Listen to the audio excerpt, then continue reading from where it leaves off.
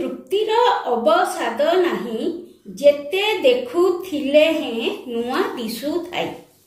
पिला माने एई जो पंक्तिटी मु बर्तमान कहिली ताकू तुमे अनेक बार तुम परीक्षा खातारे रचना लिखिला बेले लिखिथिबो। किछि नहले भी ए पंक्तिटी तम पई नुआ नुहे। ठीक सेमिति इंग्रेजी रे मध्य गोटे लाइन अछि, a thing of beauty is a joy for ever. Sanskrit रे मध्य गोटे लाइन अछि, क्षणे क्षणे जन्मवतां विधते तदेव रूपं रमणीयताया। ए सबु जगह रे केवल सौंदर्य बाबद रे कुहाइछि, सौंदर्यर उपासना कराहिछि। प्रकृत रे पिले देखिबा को गले सुंदर जिनिस देखिला बेले मन केबे अवसादग्रस्त हुए नाही एवं ताकू जेते देखुथिले मध्य से हमको नुआ दिसे, बारंबार देखिबा को इच्छा हुए। पिले तमे जानिछ एई सुंदरे तृप्तिर अवसाद नाही पंक्तिटी कोठु आसीछि? एई पंक्तिटी आमर कविवर राधानाथ रायंकर लिखित काव्य चिलिकारु आसीछि। पिले ओडिया साहित्यर आगरू प्रकृति थिला जड़। जड़ माने तमे जानिच, या पूर्वरु तुमको जड़ विज्ञान जीव विज्ञान पढ़ाई थिली, तेणु मु जड़ कौन ताहा बुझेबी नाही। ओडिया साहित्य आगरू प्रकृति थिला जड़, किंतु राधानाथ राय प्रथम करी जीवंत प्रकृतिर चित्र उपस्थापन कले, जहा कि आमे विशद भावरे चिलिका काव्य रे ही देखि थाउ। राधानाथंकर अन्यान्य काव्य रे एही प्रकृति आंशिक भावे चित्रित, किंतु चिलिका हेउची एक प्रकृति सर्वस्व काव्य। चिलिकार पूर्ववर्ती काव्य गुड़िकरे विदेशी विषय वस्तुर आरोप चिलिका काव्य रे नथिबारु प्रकृति चित्रण ए काव्य रे होई उठिची अतीव प्रधान। प्रकृति काव्य रचना रे जो तीनोटी शक्तिर प्रयोजन अछि, यथा दर्शन शक्ति, आमे ताकू देखिबा प्रकृति को, अनुभव शक्ति और प्रकाशिका शक्ति, ए समस्त राधानाथंक पाखरे विद्यमान। नचेत चिलिका परी एक काव्य से लिखि पारि नथान्ते। चिलिका वास्तविक क्षेत्र रे एक ह्रद। ओडिशार बहु ह्रद पुष्करिणी भितरु पुरी जिल्लार ए ह्रद गोटिए, किंतु एहाकू अवलंबन करी राधानाथ जो चिलिका काव्य लिखिचंती ताहार विषय वस्तु केवल ह्रद सर्वस्व नुहे, चिलिका और तार केते माइल व्यासार्धरे थिबा नद नदी पर्वत कानन मंदिर देवता मध्य ए काव्य रे अंतर्भुक्त। एथिरे राधानाथंकर प्रकृति प्राणता, नूतन सृष्टि आभिमुख्य, आधुनिक काव्य कुशलता, जीवंत प्रकृतिर उपासना एकाधार रे विकसित। एहा ओडिया साहित्यर एक चमकप्रद सृष्टि। चिलिकार सौंदर्य को कवि भारतर विभिन्न स्थानर प्राकृतिक दृश्य सहित तुलना करी ताहाकू भारतर सर्वश्रेष्ठ सौंदर्यर आधार भावे उपस्थापित करिसेंती। कविंक चक्षुरे चिलिकार सौंदर्य स्वर्गीय, चिर शाश्वत। ताहले पिले एबे आमे तुमरो विषय पाखकू जिबा। नमस्कार, जय जगन्नाथ। मु ममता मणि मो यूट्यूब चैनल साहित्य दीदी को आपण समस्त को स्वागत करूची। पिला माने हमर आजिर विषय वस्तु हैला चिलिकारे छायांकन दृश्य। ए कविताटी चिलिका काव्यर खंडे ताहले आमे वर्तमान एटी को पढ़िबा। यार रचयिता होचंती कविवर राधानाथ राय। चिलिका काव्यटी कविवर राधानाथ राय लिखिछंती। कविवर शब्दर अर्थ होची कवि श्रेष्ठ, वर माने श्रेष्ठ, तांको कविवर उपाधि दिया जायथिला। तांकर जन्म होची 1848 मसिया एवं मृत्यु 1908 मसिया। जन्म स्थान होची केदारपुर, बालेश्वर जिलार केदारपुर रे से जन्म ग्रहण करथिले। मां को ना तारिणी देवी एवं तांका बापा को ना सुंदर नारायण। इले तांकर एबे आमे तांकर सृष्टि संभार देखिबा। एक नंबर केदार गौरी 1886 मसिया रे लिखिथिले एवं दुई चंद्रभागा 1886 मसिया, नंदिकेश्वरी 1887 मसिया, उषा 1888 मसिया, पार्वती 1890 मसिया, चिलिका 1891 मसिया। चिलिका हूँ गोटे प्रकृति काव्य। महायात्रा काव्य 1892 मसिया जोटा कि असंपूर्ण रही। दरबार काव्य 1894 मसिया जोटा व्यंग काव्य। जजाति केसरी 1894 मसिया, उर्वशी काव्य 1895 मसिया। विवेकी बोली गोटे प्रबंध से लिखिथिले जहाँकि ओडिया साहित्यर प्रथम प्रबंध। या पूर्वरु प्रबंध केही भी लिखि नथिले। ओडिया साहित्यर प्रथम प्रबंध एटा क्वेश्चन आसी पारे। ओडिया साहित्यर प्रथम प्रबंध कौन? तापरे गोटे गल्प से लिखिथिले इटालीय युवा। शिवाजी उत्साह काव्य आ दुर्योधन रक्त नदी संतरण ए दिटा तांकर क्षुद्र कविता थिला। पिला माने एबे मु तुमको जो जिंस कहिबी सेई गुडी को तमरो बा सेईटा तमर परीक्षा रे न आसी पारे। तमे चाहिले ताको मने रखिबो, न चाहिले नाही। किंतु जेहेतु मते इच्छा हैला तमे गुडी को जानो मु एठी लिखिछि। देखो बिले तांकर प्रथम चारिटा काव्य केदार गौरी, चंद्रभागा, नंदिकेश्वरी, उषा एई चारिटा काव्य प्रकृत रे तांकर निजस्व नथिला। से कथा वस्तु बा विषय वस्तु को पाश्चात्य साहित्य बा विदेशी साहित्य रु आनिथिले। विषय वस्तु से विदेशी साहित्य रु आनिथिले। कारण सुन बिले से चारोटी भाषा रे पांडित्य अर्जन करथिले। ता भितरु इंग्रजी गोटे थिला। संस्कृत, ओडिया, बंगला एवं इंग्रजी चारिटा भाषा रे सीए पांडित्य अर्जन करथिले। फल रे इंग्रजी बही पढ़िबार बहुत सुजोग से पाइथिले। बंगला बही पढ़िबार सुजोग पाइथिले, संस्कृत बही पढ़िबार सुजोग पाइथिले। से प्रथम अवस्था रे कोन करथिले ना किछि इंग्रजी विषय वस्तु को नेई ओडिया रे काव्य रचना करिथिले। देखो केदार गौरी काव्य पिरामस ओ थिस्बी इंग्रजी गल्प को नेइकिरी से कले। चंद्रभागा काव्य अपोलो और डाफनी।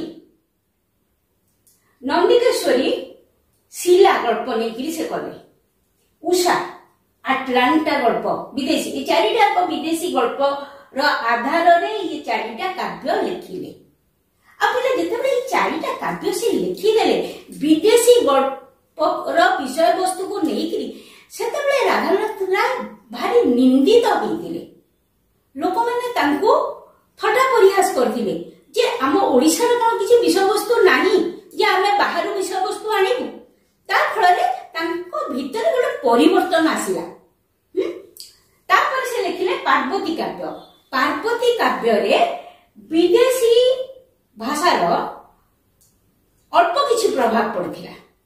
किंतु जेतेबे से चिलिका लिखिले एठी विदेशी काल्पनिक चरित्र हो बा विदेशी चरित्र रो कोनोसी प्रभाव पड़ी नथिला। काहे कि ना चिलिका गोटे प्रकृति काव्य। से प्रकृति को नेई के लिखिले, चिलिका ह्रद को नेई के लिखिले। तेनु विदेशी गल्प को सियाउ निज लेखा को आनी नथिले चिलिका काव्य रे। ठीक अछि बिले आमर विषय वस्तु बर्तमान चिलिकार सायंतन।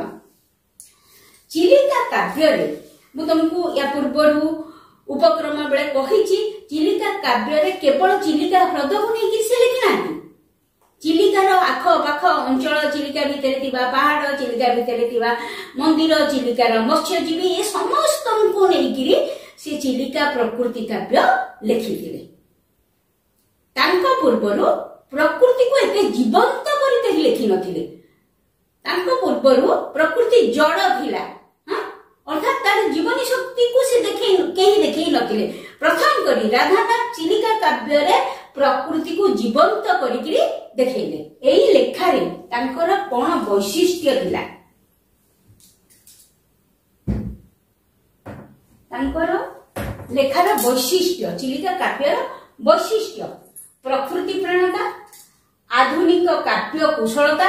आधुनिक युगर कवि होचंती राधानाथ राय तेणु आधुनिक काव्य कुशलता आधुनिक काव्य केमिति लेखा हेबो सेही कुशलता बा से कौशल से सेठी प्रयोग कले चिलिका काव्य रे। तापरे जीवंत प्रकृतिर उपासना बा उपस्थापना जीवंत प्रकृति चिलिका को सेठी से जीवंत करदेले प्रकृति को जीवंत करदेले। तापरे ही से चिलिका काव्य लिखिछथि बा चिलिका काव्य लेखा जायछि। ले बुझैला एबे हमें बही पाखु पळेबा। देखो एबे प्राची मूल एबे मीन जीवी नाबे छाया कारे चित्र दिशे ठाबे ठाबे पिले ए कष्ट शब्द सब तुम बहिर पछपटे ए विषय शेष रे अछि जोटा अति कष्ट थिबो तो तुमको लिखि देबी। प्राची हां प्राची होची पूर्व दिग तार विपरीत होला प्रतीची प्रतीची होची पश्चिम दिग पूर्व दिग प्राची मूल पूर्व दिग जोठी आरंभ जहा दिसुची तांकु आरंभ रे एबे मीन जीवी नाबे मीन जीवी जो माने माछ धरिकिरी ताकु बिक्री करिकिरी जीविका निर्वाह करंती सेमानकु मीन जीवी कुआ जाय। सेही प्राचीर आकाश बा प्राची मूल जोठु आरंभ पूर्व दिग जहा दिसुची तांकु सेही जगह रे मत्स्यजीवी मानकर नाव बा डंगा केमिति दिसुची आसुचंदी सेमाने संध्या हो जेची सेमाने आसुचंदी केमिति दिसुची ना छाया कारे चित्र दिशे ठाबे ठाबे आमे पढुचंदी चिलिका रे सायंतन दृश्य सायंतन माने संध्या काल सूर्य अस्त जाउचंती पिला माने कविताटी मु बुझेइबा बेले तुमे निजे विजुअलाइज करो निजे निजे देखो निजे ही देख ताहेले बुझी परिबो सूर्य अस्त गला बेलकू केमिति सब जिंसर गोटे छाया दिसे स्पष्ट दिसे नाही जिंस गुडाक निजे से टिके भाबिबो एवं सूर्य अस्त जाउछन्ती सब जिंस गुडिक एते स्पष्ट नाही छाया परि जो दूररु नौका धरिकिरी जो मत्स्यजीवी माने आसुछन्ती तांकर नौका गुडिक कोन दिसुची ठाबे ठाबे माने गोटे जगह तांकर नौका आसुची धीरे धीरे एवं से छाया भलिया दिसुची अस्पष्ट दिसुची परिष्कार दिसु नाही काना संध्या आगत प्राय ठीक अछि। मत्स्य धरी सेहु समुद्र मुआणे निज गृह कथा भाबी एक ध्याने माछ धरिकिरी से माने समुद्र मुहाण मुहाण काहाकू कहै जाय जोठी नदी आ समुद्र एकाकार नै गांती सेही जगह को मुहाण कहै जाय हैला से माने माछ धरिकिरी समुद्र मुहाण रु आसुचंती कुळ को फेरी आसुचंती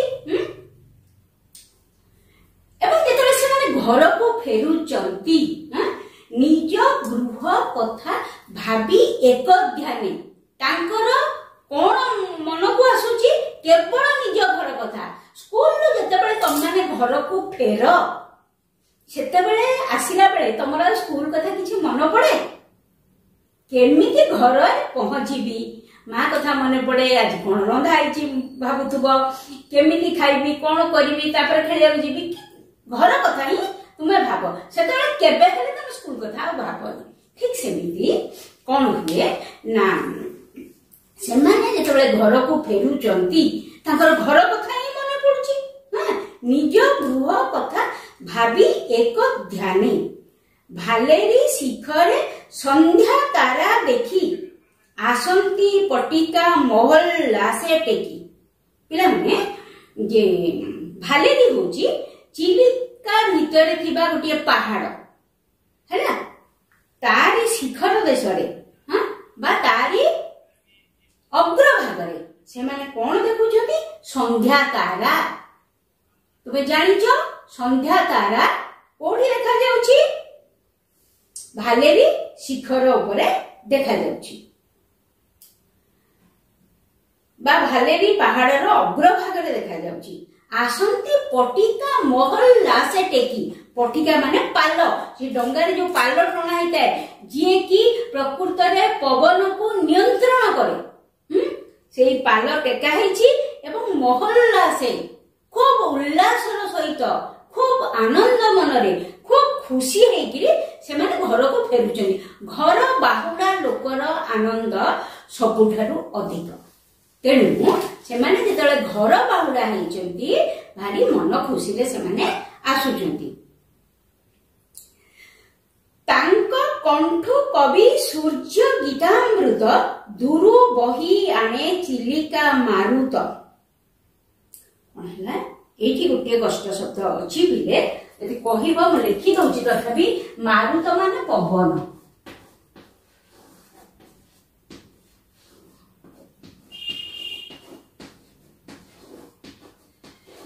ତାଙ୍କ କଣ୍ଠୁ, ତାଙ୍କ ମାନେ ଏଠି କାହାକୁ କୁହାଯାଉଛି? ସେଇ ମତ୍ସ୍ୟଜୀବୀ ବା ମୀନଜୀବୀ ମାନଙ୍କ କଥା କୁହାଯାଉଛି। ତାଙ୍କ କଣ୍ଠୁ କବି ସୂର୍ଯ୍ୟ ଗୀତାମୃତ। କବି ସୂର୍ଯ୍ୟ ଏଠି କିଏ ହଉଛନ୍ତି? କବି ସୂର୍ଯ୍ୟ ନା ବଳଦେବ ରଥ, ତାଙ୍କୁ କବି ସୂର୍ଯ୍ୟ କୁହାଯାଏ। ତାଙ୍କ କଣ୍ଠୁ କବି ସୂର୍ଯ୍ୟ ଗୀତାମୃତ। କବି ସୂର୍ଯ୍ୟଙ୍କର ସବୁଠାରୁ ପ୍ରସିଦ୍ଧ ଗୀତ ଥିଲା କିଶୋର ଚନ୍ଦ୍ରାନନ୍ଦ ଚମ୍ପୁ, ଯାହାକି ସେତେବେଳେ ଓଡ଼ିଶାର ଘରେ ଘରେ ପରିଚିତ ଥିଲା। ସମସ୍ତେ ଓଡ଼ିଶାର ଅଗଣିତ ଜନତା ସେ ଗୀତକୁ ଚିହ୍ନିଥିଲେ, ଜାଣିଥିଲେ, ବୋଲୁଥିଲେ। ଏବଂ ସେଇ ଅମୃତ, ସେଇ ଯୋଉ ଗୀତର ଅମୃତ କାହା କଣ୍ଠରୁ ଝରି ଆସୁଥିଲା? ନା ସେଇ ମତ୍ସ୍ୟଜୀବୀ ମାନଙ୍କ କଣ୍ଠରୁ ଝରି ଆସୁଥିଲା। କାହିଁକି ଝରି ଆସୁଥିଲା? ନା ସେମାନେ ଖୁବ ମନ ଖୁସିରେ ଫେରୁଥିଲେ। ତେଣୁ ମନ ଖୁସି ବେଳେ ହିଁ ଲୋକେ ଗୀତ ବୋଲନ୍ତି। ତେଣୁ ସେ କଣ କରିଛନ୍ତି? ନା ମନ ଖୁସିରେ କବି ସୂର୍ଯ୍ୟଙ୍କର ଚମ୍ପୁ ବୋଲି ବୋଲିକିରି, କବି ସୂର୍ଯ୍ୟଙ୍କର ଚମ୍ପୁ ବୋଲି ବୋଲିକିରି ଆସୁଛନ୍ତି। ଏବଂ ସେଇଟାକୁ କବି କଣ କହୁଛନ୍ତି? ସେ ଗୀତର ଅମୃତ। ଚନ୍ଦ୍ରାନନ୍ଦ, କିଶୋର ଚନ୍ଦ୍ରାନନ୍ଦ ଚମ୍ପୁ ହଉଛି ପ୍ରକୃତରେ ଏକ ଅମୃତମୟ ଗୀତ। ଦୂରୁ ବହି ଆଣେ ଚିଲିକା ମାରୁତ। ପବନ ବହୁଛି ଚିଲିକା ବକ୍ଷରେ ଏବଂ ଏଇ ଗୀତଟା ଦୂରରୁ ଭାସି ଭାସି ଆସୁଛି। ଦୂରୁ ବହି ଆଣେ ଚିଲିକା ମାରୁତ। ଉଲ୍ଲାସର ଆତ୍ମା ପ୍ରାୟ ଗୀତ ତାନ, ହ୍ରଦ ନୀଳ ବକ୍ଷେ করে অধিষ্ঠান। উল্লাসর আত্মা প্রায় গীত তান। এই যে গীত তান মানে হচ্ছে স্বর বা ধ্বনি। এই যে খুশি হইকিরি, খুশির আত্মা বা খুশির মন নেইকিরি সেমানে যে গীত বলুছন্তি তার ধ্বনি কোন হচ্ছে? না হ্রদ নীল বক্ষে, হ্রদর নীল জলরাশি উপরে সে কোন করছে? না তার অবস্থিতি জাহির করছি, সে সেইটি বাস করছি। অর্থাৎ সারা হ্রদ সারা কেবল সেই গীতর ধ্বনি শুনা যাଉଛି, কারণ পবন সে গীতর ধ্বনিକୁ চারিଆଡକୁ ବୋହାଇ ନେଉଛି। ହେଲା। ହସନ୍ତି ଚୌଦୁଗେ ମଧୁର ହାସିନୀ, ଦିଗଙ୍ଗନା ଜ୍ୟୋତ୍ସ୍ନା ଦୁକୁଳ ବାସିନୀ। ଏଠି କବିଙ୍କୁ ଲାଗୁଛି ସାରା ଚାରିଆଡ ଗୋଟେ ଖୁସିର ମାହୋଲ। ଧୀରେ ଧୀରେ ସନ୍ଧ୍ୟା ଗଡିଗଲାଣି, ବୁଝି ହଉଛି ପିଲେ? ସନ୍ଧ୍ୟା ଗଡି ଯାଉଛି, ସନ୍ଧ୍ୟା ତ ଆଉ ସେଇଠି ସ୍ଥିର ହେଇକିରି ନାହିଁ। ସନ୍ଧ୍ୟା ଗଡିଗଲାଣି ଏବଂ ଚନ୍ଦ୍ରମା ଆକାଶକୁ ଉଠି ଆସିଲେଣି। ହେଲା, ଦିନର ଅବସାନ ହେଇଛି ଏବଂ ରାତି ଆସିଯାଉଛି। ସେଇ ଅବସ୍ଥାରେ ଚନ୍ଦ୍ରମା ଆକାଶକୁ ଆସିଯିବା ଫଳରେ कौन है चारिआडे ज्योत्सना विच्छुरित हो जाइए जो जिनिस अस्पष्ट दिशुला ताहा स्पष्ट दिशुची कहना चारिआड ज्योत्सना विच्छुरित ज्योत्सना चारिआडे बिछाड़ी होइकरी पड़ी चंद्रर किरण चारिआडे बिछाड़ी होइकरी पड़ी सेठी कवि को लगुची जे केमिति लगुची ना हसंती चौदुगे मधुर आसिनी चारिआडे तांको लगुची केही जणे अति मधुर स्वर रे हसुची मधुर स्वर रे हसुचंती को माने हसुचंती दिगंगना ज्योत्सना दुकुल बासिनी दिगंगना आमर तुम जानिछ आमर 10 दिग अछि एवं एई 10 दिग को किए रक्षा करंती ना सेई दिगर अधिष्ठात्री देवी दिगंगना माने सेई देवी प्रत्येक दिगर देवी उनको दिगंगना कहाउची दिगंगना ज्योत्सना दुकुल बासिनी से देवी माने कोण पिंधिचंती ना ज्योत्सना रूपक पाट लुगा पिंधिचंती अर्थात धोला पाट लुगा पिंधिचंती ज्योत्सनार रंग केमिति ना धोला चंद्र किरणर रंग धोला कवि को एठी लागुची बा कवि एठी वर्णना करिया को चाहुचंती बा कवि एठी कहिबा को चाहुचंती जे आम चतुर्दिगरे जो सबु दिग माने दिगर देवी सब माने अछंती से माने ज्योत्सना र पाटलुगा अर्थात चंद्र किरण परिका शुभ्र पाटलुगा पिंधी जेमती हसुचंती कारण गोटे हसिबार माहौल सेठी अछि हसिबार गोटे परिवेश अछि ना जन्म उठी आसलानी चारि आड़ तोफा दिसुची चारि आड़े जन्मर किरण विच्छुरित होई पड़िची कवि को लगुची आमर प्रत्येक दिगर अधिष्ठात्री देवी माने ज्योत्सना रूपक बा ज्योत्सना किरण रूपक शुभ्र पाटलुगा पिंदी हसुचंदी कारण हसिबा परिका परिवेश टिए सेठी सृष्टि हिची हला भावांतर पुणी क्षण करे जात गलानी तो गला कथारे संगात पुणी कोन होची एई मत्स्यजीवी मानक मनरे केते भावना अछि समान तो किशोर चंद्रानन चंपू बोलुथिले किशोर चंद्रानन चंपूर गोटिए धाड़ी होची गलाणी तो गला कथारे संगात गलाणी तो गला कथा रूपते सीनामु तते पचारुछि गुपते सीनामु तते पचारुछि बळी पडिबारु व्यथा